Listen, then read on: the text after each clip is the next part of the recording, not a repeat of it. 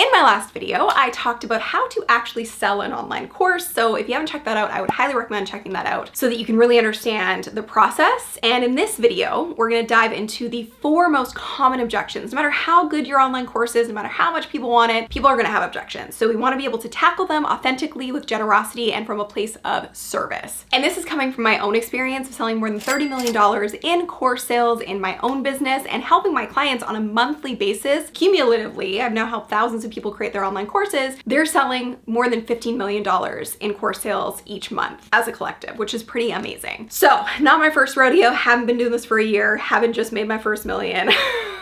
I know what I'm talking about here, and I know this is gonna be really helpful for you. So if this is exciting to you, give this video a like. Be sure to grab a notepad or take some notes because it's gonna be really jam-packed with info. Be sure to subscribe for new videos every single week. We talk about how to create a peaceful, purposeful, and profitable online education business. And if you're really serious about doing that, I actually have a free masterclass that I've created for you. You can check that out at the link in the description. Be sure to head there, register for it so you can get those details and the 4 steps to creating that really scalable online program. So the first one we're gonna dig into is just a little recap of what I talked about in last week's video, and it's the sales process. So let's dig into what this actually looks like so you can understand how we're gonna get to a place where you're gonna be able to tackle objections with a ton of confidence. So the process of actually selling an online course, you have 2 options. I went in detail on those 2 options in the last video, so you might wanna check that out. But the option we're gonna talk about here is what we use in our business, what our clients use, which is having people fill out an application, qualifying that application to make sure that they're a match for your ideal client, because you only want the right people to enroll because those are the people that are actually gonna get results, which proves that you have a great program,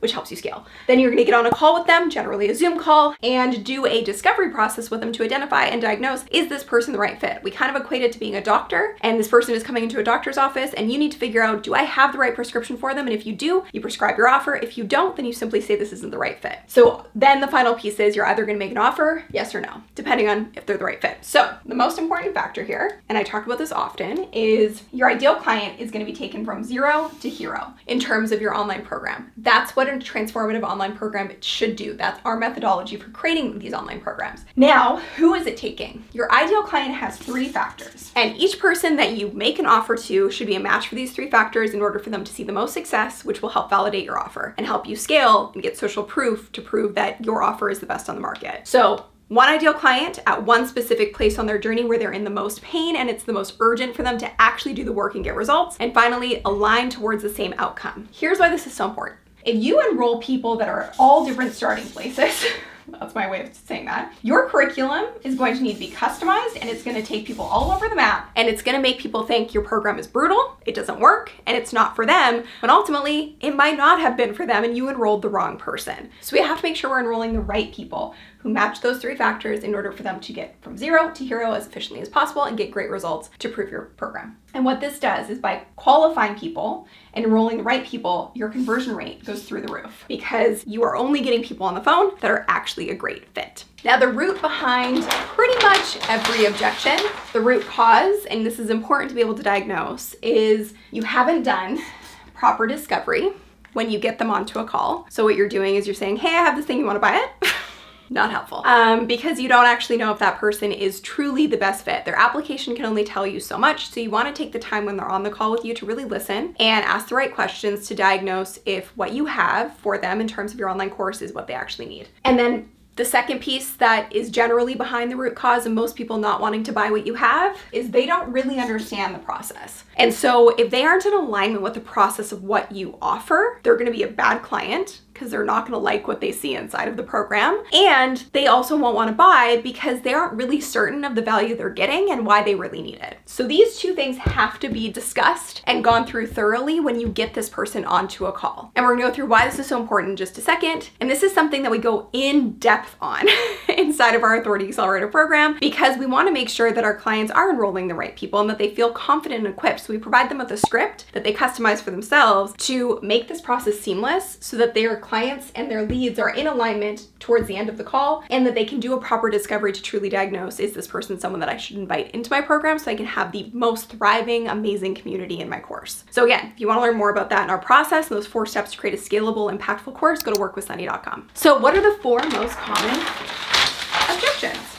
Here they are: finance, spouse or partner, time, and uncertainty. So we're gonna dig into each of these. I put a little asterisk beside time and uncertainty because time is the easiest one to solve. And it actually goes back to what we just talked about, so I'm gonna dig into that in just a second. But uncertainty is probably the toughest, and it is the thing that is most often covered up by these other objections. If someone is uncertain on the process and they aren't really bought into what you do or understand what you do and how you can help them, they're gonna use time, spouse, partner, finance, I don't have enough money, etc., as a cover-up for really not being certain. So this one you have to dig deep, and we're going to talk about that to really diagnose it and overcome it. Now, why time is such an easy one to overcome is because if the person says to you they don't have enough time, they're probably not the right client, because the people that do have the time and are going to make the time are the ones that are a match for your ideal client and for where that person needs to be at to take the program seriously. So this one right here, kind of want to cross it off and not worry about it, because if you do your due diligence, you have people apply, you properly do discovery with them when you're on a call with them, this one's not going to be really an issue, and it's actually going to be a sign for you to go, probably not the right time to invite this person into the program because they're not taking it seriously right now. Now, before I get into the objections, I did want to mention I have a whole other video diving into the financial objection when somebody says I just don't have the money, it's too expensive, etc. And I go really deep on it. So make sure you check out that video. I will add it to the playlist below, and you can check out exactly how to tackle this one in that video. But we're gonna move into spouse and partner. All right, so the objection of, well, I need to talk to my husband, my wife, my partner, my spouse is very common, obviously. And the biggest thing that you can do to help yourself here is in the discovery process, when you get somebody onto a call, you wanna ask early if there's anybody else involved in the decision-making process or would be involved in actually, helping solidify if this person's gonna move forward or not. That's really important because you wanna know up front so this doesn't come as a surprise at the end. And a lot of people absolutely, out of respect, need to talk to their husband, their wife, their partner, their spouse, whoever it may be, if it is a big financial decision. So let's just say this comes up, okay? First thing you're gonna do is try and tackle this early so you know this is coming. If they say, yes, my husband's involved in the business, he helps me make all the decisions, this is coming. No problem, no biggie. Once we get to the end, if this comes up again, when you actually make the offer for your online program and they say it again, or they mention, I need to talk to my partner, no problem again. For you, what you're gonna say is you're gonna say, okay, great, no problem at all. I completely understand, which you do. I just wanna check though. Let's say you go to your partner right now and you say, hey, I'm thinking about doing this thing. I'm really serious about it. I know it's gonna be the thing that really helps me achieve X result, and I really wanna do it. And they're like, absolutely, honey, 100%, you do it, go you, in an ideal world.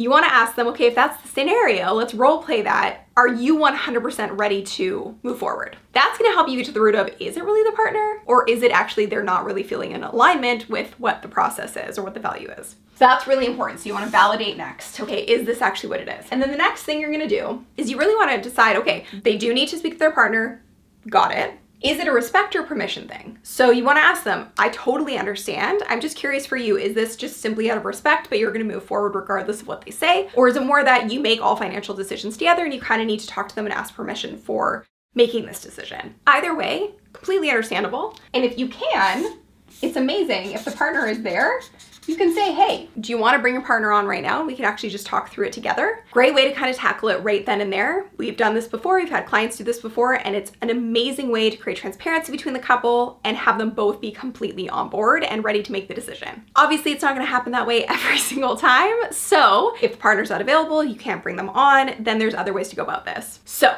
if it is respect, if it's simply out of respect, you want to role play with this person and you want to say, cool, I get it. And let's just, hypothetically say you're going to go talk to your partner. Can I offer you some guidance on this and some support on this? Because I know that you're aligned with the process. I know this is something you want to do. And they're going to say, yeah, absolutely. And then you can role play how this is going to go and help them say this with confidence and articulate it with confidence so that they really get the message across to whoever their partner is that this is really important to them that they do it. This is an incredible way to bolster this person with that extra vote of confidence in themselves to know that this is something they can tackle, they can speak to their partner with confidence about so they can actually move forward. Now, if it's a permission thing, again, role play. Say, okay, well, what do you think they're gonna think about this? Let's just kind of run through this hypothetically. What do you think they're gonna say? Okay, and then let's also hypothetically say, they're gonna say no. You've told me that you think they're gonna say no. What are you gonna do? Because you said this is important to you. I know this is important to you to get this X result or outcome. What's your game plan from there? Now, as you go through these role play scenarios, you're gonna get one of really three outcomes. Number one, you're gonna find out that the spouse isn't the real objection. They're actually just really uncertain on the process and they're kind of using the spouse as a human shield. Which if that's the case, then it allows you to tackle what really is the objection. If they aren't understanding the process, if they don't see the value, then you need to go through that process with them again so they truly do understand why this is something of value to them and why this is exactly what they need based on what they've shared with you and based on, understanding their current situation. And the other thing is it's gonna be a respect thing. They gotta talk to their partner out of respect. And from there you can say, okay, great, no problem, I totally get it. When are you speaking to them? Let's set up a follow-up call so we can process enrollment then. Feel free to bring your partner with you. That just gets you on a game plan. You have accountability for them to show up to that. And if it's a permission thing, then you do want to, give them the space and time to do that. And again, just set up a follow-up call to get them to show up and actually move forward with this and give you the answer of whether or not they got the permission or they didn't get the permission. And this is just the reality. People have other people in their lives that they have to make decisions around, so this is the most respectful way for you to really understand that, support them through it, and tackle the objection. Now, I talked about time before, and I wanted to just tackle one extra piece of this. So if time comes up and they're like, yeah, I'm just not sure this is the right time, I don't have the time, blah, blah, blah. We've already talked about that they might not be at the right place on their journey to make this decision, to actually be able to move forward and get the outcome that they're looking for. Now, if this does happen, you have to ask these two questions. If somebody says, I just don't have the time, you want to say, okay, totally, no problem. Like, don't be combative with people, just like be nice. Because you never know. And people aren't gonna come back to you if you're kind of a meanie about it. So you want to say, okay, let's just hypothetically say, again, hypotheticals, role-playing, super helpful to overcome objections. If time weren't an issue, would you be ready to move forward? Don't say anything, let them respond, because again, that's gonna help you really understand, is time the actual issue or are they just not, again, aligned with the process and it's actually uncertainty?